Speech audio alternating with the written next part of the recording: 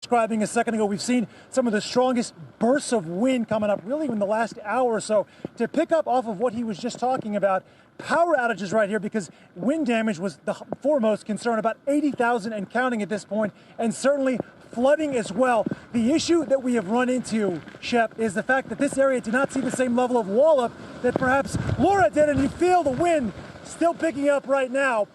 There were no mandatory evacuations here. Many of the folks that I talked to weren't worried about this, but maybe they should have been, because there are commercial developments and there are homes nearby where this flooding could occur.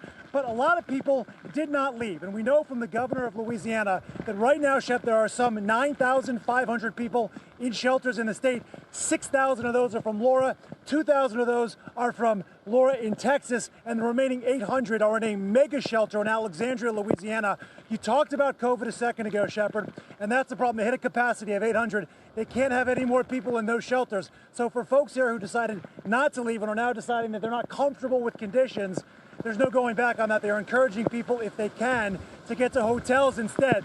With the wind, as this storm has now made landfall, still very strong here, and the flooding for neighboring communities is a concern as we track the progress of this. Shep? Are these some of the heaviest gusts you've felt?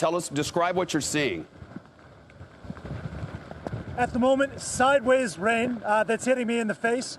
Certainly we're seeing what was at one point a walkway where you could go down there. As of yesterday, Shep, you would see water, dirt, and embankment. Now it's just one giant lagoon of water. And it extends, it is starting to at least, in the parking lots toward the areas right around here. So flooding would be a problem. What I did see earlier today as well, Shep, I should add, people who are only 5 or 10 miles from here in Delcombe, for example, who told me that they had their roofs pierced on their homes in the middle of Laura and decided to move to another place nearby, perhaps not a home that's on stilts, but they're staying in the area. There's grit, there's resolve, there's stubbornness here. I'm seeing crews going out right now, getting ready to try to repair this later. A hotel right now teeming with linesmen, contractors, and tree cutters, ready for what the next day holds after all of this dies down, and they got to clean up the mess. How many people stayed behind? Do you have a clue?